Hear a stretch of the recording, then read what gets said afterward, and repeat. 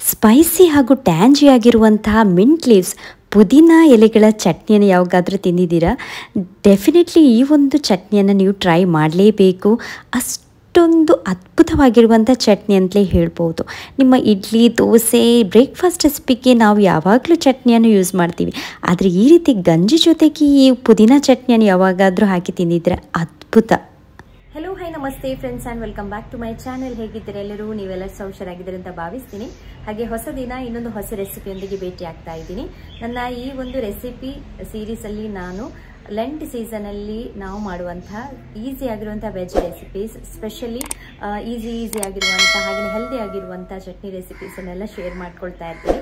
ಹಾಗಾಗಿ ನೀವು ಎಲ್ಲಿಯಾದರೂ ಫಸ್ಟ್ ಟೈಮ್ ನಮ್ಮ ಚಾನಲ್ಗೆ ಬಂದಿದ್ದೀರಿ, ವಿಸಿಟ್ ಮಾಡ್ತಾ ಇದ್ದೀರಾದರೆ ಖಂಡಿತವಾಗ್ಲೂ ಚಾನಲ್ಗೆ ಸಬ್ಸ್ಕ್ರೈಬ್ ಆಗೋದನ್ನು ಮರಿಬೇಡಿ. ಪ್ರತಿನಿತ್ಯ ಒಳ್ಳೊಳ್ಳೆ ಹೊಸ ಹೆಲ್ದಿ ರೆಸಿಪೀಸನ್ನು ಹಾಕುವಂಥ ಪ್ರಯತ್ನವನ್ನು ಮಾಡ್ತಾ ಇದ್ದೀನಿ. ಹಾಗೆ ನಮ್ಮ ವಿಡಿಯೋ ನಿಮಗೆ ಎಲ್ಲಾದರೂ ಇಷ್ಟವಾಗ್ತಿದೆ ಆದರೆ ಖಂಡಿತವಾಗ್ಲೂ ಲೈಕ್ ಕೊಡಿ, ಸ್ವಲ್ಪ ನಮಗೆ ಮೋಟಿವೇಟ್ ಮಾಡಿ ಈ ರೆಸಿಪೀಸನ್ನು ಇನ್ನು ಮುಂದಕ್ಕೆ ಸಹ ಒಳ್ಳೊಳ್ಳೆ ರೆಸಿಪೀಸನ್ನು ಹಾಕಲಿಕ್ಕೆ ನಮಗೆ ನಿಜವಾಗ್ಲೂ ಒಂದು ಮೋಟಿವೇಶನ್ ಸಿಗುತ್ತೆ ನೀವು ಲೈಕ್ ಕೊಟ್ಟರೆ. ಇವತ್ತಿನ ಈ ಒಂದು ಹೊಸ ರೆಸಿಪಿ ವಿಡಿಯೋದಲ್ಲಿ ನಾನು ಶೇರ್ ಮಾಡ್ತಾ ಇದ್ದೀನಿ ಸಿಂಪಲ್ ಆಗಿರುವಂತಹ ಹಾಗೆಯೇ ಹೆಲ್ದಿ ಆಗಿರುವಂಥ ಟೇಸ್ಟಿ ಆಗಿರುವಂತಹ ಪುದೀನ ಮಿಂಟ್ ಲೀವ್ಸ್ ಇದ್ದು ಚಟ್ನಿಯ ರೆಸಿಪಿಯನ್ನು ನಾವು ಯೂಶ್ವಲ್ ಆಗಿ ಅಂತ ಹೇಳಿದ್ರೆ ಜಾಸ್ತಿಯಾಗಿ ನಾವು ಬ್ರೇಕ್ಫಾಸ್ಟಿಗೆ ಪುದೀನವನ್ನು ಕೊತ್ತಂಬರಿ ಸೊಪ್ಪು ಜೊತೆಗೆ ಹಾಕಿಬಿಟ್ಟು ಈಸಿ ಆಗಿರುವಂತಹ ಚಟ್ನಿ ರೆಸಿಪಿಯನ್ನು ಮಾಡ್ತೀವಿ. ಆದರೆ ನಾನಿವತ್ತು ಶೇರ್ ಮಾಡುವಂತಹ ರೆಸಿಪಿ ಗಂಜಿ ಜೊತೆಗೆ ಯಾವ ರೀತಿ ನಾವು ಪುದೀನ ಚಟ್ನಿಯನ್ನು ಮಾಡಿಬಿಟ್ಟು ಒಂದು ಅದ್ಭುತವಾದಂಥ ಊಟವನ್ನು ಮಾಡ್ಬೋದು ಅಂಥೇಳಿ. ತುಂಬಾ ಟೇಸ್ಟಿಯಾಗಿ ಆಗುತ್ತೆ. ಹಾಗೆಯೇ ತುಂಬ ಅಂತ ಹೇಳಿದ್ರೆ ತುಂಬ ಹೆಲ್ತಿಗೆ ಸಹ ಒಳ್ಳೆಯದು ಪುದೀನ. ನಮ್ಮ ಡೈಜೆಷನ್ಗೆ ಆಗಿರ್ಬೋದು, ಪ್ರತಿಯೊಂದಕ್ಕೆ ಸಹ ಪುದೀನ ತುಂಬ ಹೆಲ್ಪ್ ಮಾಡುತ್ತೆ. ನಿಮಗೆ ಗೊತ್ತಿರಬಹುದು ಇದರ ಬೆನಿಫಿಟ್ಸ್ ಏನಂತೇಳಿ. ಹಾಗಾಗಿ ಇವತ್ತಿನ ಈ ಒಂದು ಸಿಂಪಲ್ ಆಗಿರುವಂಥ ರೆಸಿಪಿಯನ್ನು ಸ್ಟಾರ್ಟ್ ಮಾಡೋ ಬನ್ನಿ. ಈ ರೆಸಿಪಿಯನ್ನು ಮಾಡಲಿಕ್ಕೆ ನಾನು ಮೊದಲಿಗೆ ಇಲ್ಲಿ ಒಂದು ಕಾವಲಿಯನ್ನು ಬಿಸಿ ಮಾಡಲಿಕ್ಕೆ ಇಟ್ಟಿದ್ದೀನಿ. ಹಾಗೆ 2 ಟೇಬಲ್ ಸ್ಪೂನಷ್ಟು ತೆಂಗಿನ ಎಣ್ಣೆಯನ್ನು ಮೊದಲಿಗೆ ಬಿಸಿ ಮಾಡಲಿಕ್ಕೆ ಇಡ್ತಾ ಇದ್ದೀನಿ. ಒಮ್ಮೆ ಎಣ್ಣೆ ಬಿಸಿಯಾದ ತಕ್ಷಣ ನಾನಿಲ್ಲಿ 2 ಟೀ ಸ್ಪೂನಷ್ಟು ಕಡಲೆಬೇಳೆನ ಹಾಕ್ಕೊಳ್ತಾ ಇದ್ದೀನಿ. ಹಾಗೆ ಕಡಲೆಬೇಳೆಗೆ ಸ್ವಲ್ಪ ಟೈಮ್ ತಗೊಳ್ಳುತ್ತೆ ಇದು ಎಣ್ಣೆಯಲ್ಲಿ ಬಿಸಿ ಆಗಲಿಕ್ಕೆ. ಕಡಲೆಬೇಳೆಯನ್ನು ಹಾಕಿದ ತಕ್ಷಣ ನಾನು ಇಲ್ಲಿ 2 ಟೀ ಸ್ಪೂನಷ್ಟು ಉದ್ದಿನ ಬೇಳೆಯನ್ನು ಸಹ ಆ್ಯಡ್ ಮಾಡ್ತಾ ಇದ್ದೀನಿ. ಸೊ ಉದ್ದಿನ ಬೇಳೆ ಹಾಗೂ ಕಡಲೆಬೇಳೆಯನ್ನು ಹಾಕಿ ಒಂದು 2 ರಿಂದ 3 ನಿಮಿಷ ಅದರ ಕಲರ್ ಸ್ಲೈಟಾಗಿ ಚೇಂಜ್ ಆಗಲಿಕ್ಕೆ ಸ್ಟಾರ್ಟ್ ಆಗುತ್ತೆ. ಅಷ್ಟರ ತನಕ ನಾವು ಇದೇ ರೀತಿ ಹುರಿದುಕೊಳ್ಬೇಕು. ಒಮ್ಮೆ ಕಡಲೆಬೇಳೆ ಮತ್ತು ಉದ್ದಿನ ಬೇಳೆ ನೋಡಿ ಈ ರೀತಿ ಕಲರ್ ಚೇಂಜ್ ಆದ ತಕ್ಷಣ ನಾನಿಲ್ಲಿ 5 ಎಸಳಷ್ಟು ಬೆಳ್ಳುಳ್ಳಿಯನ್ನು ಹಾಕ್ಕೊಳ್ತಾ ಇದ್ದೀನಿ. ಹಾಗೆಯೇ ಒಂದು ಸಣ್ಣ ತುಂಡು ಇಲ್ಲಿ ಶುಂಠಿಯನ್ನು ಸಹ ಆ್ಯಡ್ ಮಾಡ್ತಾ ಇದ್ದೀನಿ. ಹಾಗೆಯೇ ಒಂದು ನಿಂಬೆ ಗಾತ್ರದ ಹುಳಿಯನ್ನು ಸಹ ಆ್ಯಡ್ ಮಾಡ್ತಾ ಇದ್ದೀನಿ. ಹಾಗೆಯೇ 5 ಉದ್ದ ಬ್ಯಾಡಗೆ ಮೆಣಸನ್ನು ಹಾಕಿಬಿಟ್ಟು ಚೆನ್ನಾಗಿ ಹುರಿದುಕೊಳ್ತಾ ಇದ್ದೀನಿ. ಇದರ ಎಲ್ಲ ಹಸಿ ಸ್ಮೆಲ್ ಇದೆ ನೋಡಿ, ಅದೆಲ್ಲ ಹೋಗಬೇಕು. ಅಷ್ಟರ ತನಕ ನಾವು ಇದನ್ನು ಹುರಿದುಕೊಳ್ಬೇಕು. ಇವಾಗ ಒಂದು 2 ರಿಂದ 3 ನಿಮಿಷ ಈ ರೀತಿ ನಾವು ಇದನ್ನು ಒಳ್ಳೆ ಮಾಡಿ ರೋಸ್ಟ್ ಮಾಡಿ ಆದ ನಂತರ ನಾನಿಲ್ಲಿ ಆ್ಯಡ್ ಮಾಡ್ತಾ ಇದ್ದೀನಿ 1 ಕಪ್ಪಷ್ಟು ಈ ಕೊಬ್ಬರಿ ಏನಿದೆ ನೋಡಿ ತೆಂಗಿನಕಾಯಿದು, ಅದನ್ನು ಆ್ಯಡ್ ಮಾಡ್ತಾ ಇದ್ದೀನಿ. ನೀವು ಬೇಕಾದರೆ ಈ ತೆಂಗಿನಕಾಯಿಯ ತುರಿಯನ್ನೇ ಆ್ಯಡ್ ಮಾಡ್ಬೋದು. ಇವಾಗ ಕೂಡ ನಾನು ಒಂದು 2 ರಿಂದ 3 ನಿಮಿಷ ಇದನ್ನು ಇದೇ ರೀತಿ ರೋಸ್ಟ್ ಮಾಡ್ಕೊಳ್ತಾ ಇದ್ದೀನಿ. ಒಮ್ಮೆ ಇದನ್ನು ರೋಸ್ಟ್ ಮಾಡುವಂಥ ಸಮಯದಲ್ಲಿ ಇವಾಗ ನಾನು ಆ್ಯಡ್ ಮಾಡ್ತಾ ಇದ್ದೀನಿ ಒಂದು ಅರ್ಧ ಕಪ್ಪಿನಷ್ಟು ಈ ಕರಿಬೇವಿನ ಸೊಪ್ಪನ್ನು. ಇದು ಕೂಡ ತುಂಬ ಒಳ್ಳೆಯದು ಹೆಲ್ತಿಗೆ, ನಿಮಗೆ ಗೊತ್ತಿರ್ಬೋದು. ಚಟ್ನಿಯ ರೂಪದಲ್ಲಿ ನಮಗೆ ಒಂದು ವೇಳೆ ಹೆಲ್ದಿ ಆಗಿರುವಂತಹ ಒಂದು ಏನಾದರೂ ಪದಾರ್ಥ ನಮ್ಮ ಹೊಟ್ಟೆಗೆ ಹೋಗ್ತಾ ಇದೆ ಅಂತ ಹೇಳಿದರೆ ಅದೇ ಒಂದು ಸಂತೋಷ. ಹಾಗಾಗಿ ನಾನು ಎಲ್ಲಿ ಚಾನ್ಸ್ ಸಿಗುತ್ತೆ ಅಲ್ಲಿ ಸ್ವಲ್ಪ ಜಾಸ್ತಿನೇ ಈ ಕರಿಬೇವಿನ ಸೊಪ್ಪನ್ನು ಆ್ಯಡ್ ಮಾಡ್ಕೊಳ್ತೀನಿ. ಹಾಗೆ ಈ ಸಮಯದಲ್ಲಿ ನಾನಿಲ್ಲಿ ಅರ್ಧ ಕಪ್ಪಿನಷ್ಟು ಕರಿಬೇವಿನ ಸೊಪ್ಪನ್ನು ಚೆನ್ನಾಗಿ ಕ್ಲೀನ್ ಮಾಡಿಬಿಟ್ಟು ಇವಾಗೆಲ್ಲ ಆ್ಯಡ್ ಮಾಡ್ಕೊಳ್ತಾ ಇದ್ದೀನಿ. ಸೊ ಇದರೆಲ್ಲ ಹಸಿ ಸ್ಮೆಲ್ ಹೋಗಬೇಕಾಯ್ತಾ, ಅಷ್ಟರ ತನಕ ನಾವು ಇದನ್ನು ಒಂದು 2 ರಿಂದ 3 ನಿಮಿಷ ಆದರೂ ಇದನ್ನು ಚೆನ್ನಾಗಿ ನಾವು ರೋಸ್ಟ್ ಮಾಡ್ಕೊಳ್ಬೇಕು. ಈ ಸಮಯದಲ್ಲಿ ನಾನು ಆ್ಯಡ್ ಮಾಡ್ತಾ ಇದ್ದೀನಿ ಮಿಂಟ್ ಲೀವ್ಸ್, ಈ ಪುದೀನ ಎಲೆಗಳೇನಿದೆ ನೋಡಿ ಅದನ್ನು ನಾನು ಒಂದು ದೊಡ್ಡ ಬೌಲಲ್ಲಿ ತೊಗೊಂಡಿದ್ದೀನಿ.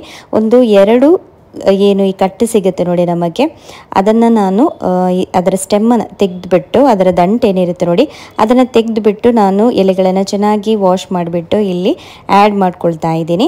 ನೀವು ಅನಿಸ್ಬೋದು ಇಷ್ಟೊಂದು ಎಲೆಗಳನ್ನು ಹಾಕಿದರೆ ಜಾಸ್ತಿ ಸ್ಟ್ರಾಂಗ್ ಆಗಿರೋಂಥ ಫ್ಲೇವರ್ ಬರುತ್ತೆ ಮಿಂಟಿದ್ದು ಅಂತೇಳಿ. ಇಲ್ಲ, ನಾವು ಈ ಥರ ಇದನ್ನು ನಾವು ರೋಸ್ಟ್ ಮಾಡ್ತೀವಿ ನೋಡಿ ಅಂತ ಹೇಳಿದ್ರೆ ನಾವು ಇದನ್ನು ಬಾಡಿಸ್ತಾ ಇದ್ದೀವಿ ಕಾವಲಿಯಲ್ಲಿ ಹಾಕಿ. ಆ ಸಮಯದಲ್ಲಿ ಇದರ ಹಸಿ ಸ್ಮೆಲ್ ಏನಿದೆ ನೋಡಿ ಅದೆಲ್ಲ ಹೋಗಿಬಿಡುತ್ತೆ. ಹಾಗೆಯೇ ಒಳ್ಳೆ ಫ್ಲೇವರ್ ಕೊಡುತ್ತೆ. ಈ ರೀತಿ ನಾವು ಈ ಎಲೆಗಳನ್ನು ಬಾಡಿಸುವಂಥ ಸಮಯದಲ್ಲಿ ನಾವು ಆಲ್ರೆಡಿ ಏನು ಈ ಉದ್ದಿನಬೇಳೆ ಆಗಿರ್ಬೋದು ಕಡಲೆಬೇಳೆ ಎಲ್ಲ ಹಾಕಿದ್ದೀವಿ ನೋಡಿ, ಅದನ್ನು ಸಹ ಕರೆಕ್ಟಾಗಿ ನಾವು ಈ ರೀತಿ ರೋಸ್ಟ್ ಮಾಡುವಂಥ ಸಮಯದಲ್ಲಿ ಸ್ವಲ್ಪ ಜಾಗ್ರತೆ ಆಗಬೇಕು. ಎಲ್ಲಿಯಾದರೂ ಕರಂಚುವಂಥ ಸಾಧ್ಯತೆ ಇರುತ್ತೆ ಈ ರೀತಿ ನಾವು ಇದನ್ನು ರೋಸ್ಟ್ ಮಾಡುವಂಥ ಸಮಯದಲ್ಲಿ. ಹಾಗೆ ಸ್ವಲ್ಪ ಹೊತ್ತು ಇದನ್ನು ನಾವು ಬಾಡಿಸ್ಬಿಟ್ಟು ಇವಾಗ ನಾನಿಲ್ಲಿ ರುಚಿಗೆ ಎಷ್ಟು ಬೇಕು ನೋಡಿ ಅಷ್ಟು ಉಪ್ಪನ್ನು ಇದಕ್ಕೇ ಸೇರಿಸ್ಕೊಳ್ತಾ ಇದ್ದೀನಿ. ಹಾಗೆ ಇದನ್ನು ಇನ್ನೂ ಸ್ವಲ್ಪ ಹೊತ್ತು ನಾನು ಕೆಳಗಿಟ್ಟು ತಣ್ಣಗಾಗ್ಲಿಕ್ಕೆ ಇಟ್ಕೊಳ್ತಾ ಇದ್ದೀನಿ. ಇವಾಗೊಂದು 2ರಿಂದ 3 ನಿಮಿಷ ನಾನು ಇದನ್ನು ನೋಡ್ಬೋದು. ಈ ಎಲೆಗಳನ್ನೆಲ್ಲ ಬಾಡಿಸ್ಬಿಟ್ಟು ಈ ರೀತಿ ಕಾಣಿಸ್ತಾ ಇದೆ. ಈ ರೀತಿ ಆಗಬೇಕು. ನಂತರ ನಾವು ಇದನ್ನು ಸ್ವಲ್ಪ ಹೊತ್ತು ಕೆಳಗಿಟ್ಟು ತಣ್ಣಗಾಗ್ಲಿಕ್ಕೆ ಇಡುವಂಥದ್ದು. ಇವತ್ತು ನಾನು ಮಿಕ್ಸಿ ಜಾರಲ್ಲಿ ಮಾಡ್ಕೊಂಡಿದ್ದೀನಿ, ಸ್ವಲ್ಪ ಟೈಮ್ ನನಗೆ ಸಾಕಾಗಲಿಲ್ಲ, ಹಾಗಾಗಿ ನಾನು ಮಿಕ್ಸಿ ಜಾರಲ್ಲಿ ಇದನ್ನು ಹಾಕಿಬಿಟ್ಟು ರುಬ್ಬಿದ್ದೀನಿ. ಸೊ ಇದಕ್ಕೆ ನಾವು ಮಿಕ್ಸಿ ಜಾರಲ್ಲಿ ಹಾಕುವಂಥ ಸಮಯದಲ್ಲಿ ಸ್ವಲ್ಪ ಅಂತ ಹೇಳಿದರೆ ಸ್ವಲ್ಪನೇ ನೀರು ಹಾಕಬೇಕು. ಜಾಸ್ತಿ ನೀರು ಹಾಕಿ ಗ್ರೈಂಡ್ ಮಾಡಲಿಕ್ಕೆ ಹೋಗಬಾರ್ದು. ಫೈನಾಗಿ ಪೇಸ್ಟ್ ಥರ ಇದು ಆಗಬಾರ್ದು. ಆವಾಗ ನಮಗೆ ಇದು ಊಟ ಮಾಡಲಿಕ್ಕೆ ನಿಜವಾಗ್ಲೂ ಒಳ್ಳೇದಾಗಲಿಕ್ಕಿಲ್ಲ. ಹಾಗಾಗಿ ನೀವು ಒಂದು ವೇಳೆ ಕಲ್ಲಿನಲ್ಲಿ ಮಾಡ್ತಾ ಇದ್ದೀರಾದರೆ ಅದರಲ್ಲಿ ಪರ್ಫೆಕ್ಟ್ ಆಗುತ್ತೆ. ಕಲ್ಲಿನಲ್ಲಿ ನಾವು ಕಡಿಯುವಂಥ ಮಾಡಿದರೆ ಸ್ವಲ್ಪನೇ ನೀರು ಹಾಕಿಬಿಟ್ಟು ನಮಗೆ ಮಾಡ್ಬೋದು. ಮಿಕ್ಸಿಯಲ್ಲಿ ಮಾಡೋದಾದರೆ ನೀವು ನೀರು ಹಾಕದೆ ಅಂತ ಹೇಳಿದ್ರೆ 1 ಟೇಬಲ್ ಸ್ಪೂನ್ ನೀರನ್ನು ಹಾಕಿ ಇದನ್ನು ನೀವು ಗ್ರೈಂಡ್ ಮಾಡ್ಕೊಂಡು ನೋಡ್ಕೊಳ್ಳಿ. ನಿಮಗೆ ನೋಡಿ ಇಷ್ಟು ತರಿತರಿಯಾಗಿ ಬರಬೇಕು, ಆಗ ಪರ್ಫೆಕ್ಟಾಗಿ ಇದು ಆಗುತ್ತೆ. ನಂತರ ನಾನು ಸಿಂಪಲ್ ಆಗಿರುವಂತಹ ಒಂದು ಒಗ್ಗರಣೆಯನ್ನು ಕೊಟ್ಟಿದ್ದೀನಿ. ಸ್ವಲ್ಪ ಉದ್ದಿನಬೇಳೆ, ಸಾಸಿವೆ, ಜೀರಿಗೆ ಹಾಗೂ ಕರಿಬೇವಿನ ಸೊಪ್ಪನ್ನು ತೆಂಗಿನ ಎಣ್ಣೆಗೆಲ್ಲಿ ಹಾಕಿ ಒಳ್ಳೆಯ ಆಗಿರುವಂತಹ ಒಂದು ಒಗ್ಗರಣೆಯನ್ನು ಕೊಟ್ಟಿದ್ದೀನಿ. ನೋಡ್ಬೋದು ರುಚಿಕರವಾಗಿರುವಂಥ ಹೆಲ್ದಿ ಆಗಿರುವಂಥ ಮಿಂಟ್ ಲೀವ್ಸ್ ಇದು ಪುದೀನ ಎಲೆಗಳ ಚಟ್ನಿ ಇಲ್ಲಿ ರೆಡಿ ಆಗಿದೆ. ಈ ರೀತಿಯಾಗಿರುವಂಥ ಚಟ್ನಿಯನ್ನು ಖಂಡಿತವಾಗ್ಲೂ ನೀವು ಟ್ರೈ ಮಾಡಿ. ಇದು ಸ್ಪೈಸಿಯಾಗಿ ಟ್ಯಾಂಜಿಯಾಗಿ ನಿಜವಾಗ್ಲೂ ಸಖತ್ತಾಗುತ್ತೆ. ಗಂಜಿ ಊಟದಲ್ಲಿ ಊಟ ಮಾಡಲಿಕ್ಕೆ ತುಂಬಾ ಟೇಸ್ಟಿಯಾಗಿರುತ್ತೆ ಆಯಿತಾ. ನೀವು ಡೆಫಿನೆಟ್ಲಿ ಟ್ರೈ ಮಾಡಿ ನನಗೆ ಕಾಮೆಂಟಲ್ಲಿ ಹೇಳಿ ನಿಮಗೆ ಹೇಗೆ ಆಗಿತ್ತು ಈ ಚಟ್ನಿ ಅಂತ ಹೇಳಿ. ಯಾವುದೇ ರೀತಿಯಾದಂಥ ಸ್ಟ್ರಾಂಗ್ ಫ್ಲೇವರ್ ಇದರದ್ದು ಕೊಡೋದಿಲ್ಲ. ತುಂಬಾ ಒಂದು ಒಳ್ಳೆಯದಾಗಿರುವಂಥ ಅದ್ಭುತವಾಗಿರುವಂಥ ರುಚಿಯನ್ನು ಈ ಒಂದು ಚಟ್ನಿ ಕೊಡುತ್ತೆ ಅಂತಲೇ ಹೇಳ್ಬೋದು.